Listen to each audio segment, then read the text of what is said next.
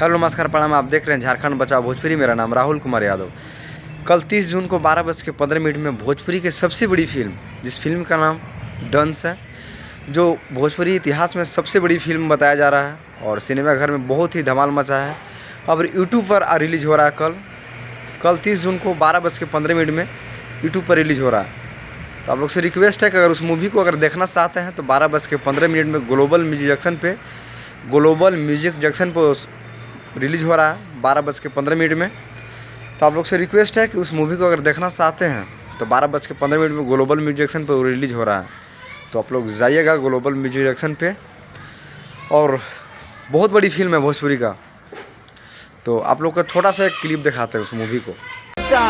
तनी अपना गदहा सन के ना नदहा में खियावल करा, कैसे कि शेर पिंजड़ा के ना जंगल के।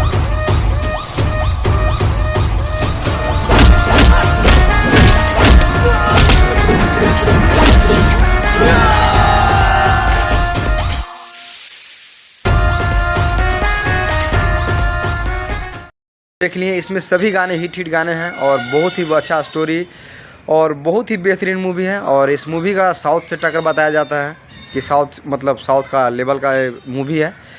तो कल वेट रहेगा 30 जून को 12:15 में ग्लोबल म्यूजिक जंक्शन पे। सबसे ज़्यादा हम खुश हैं कि इस मूवी को हॉल में नहीं देखे थे, बट अब यूट्यूब पर रिलीज़ हो रहा है तो हम देखेंगे कल।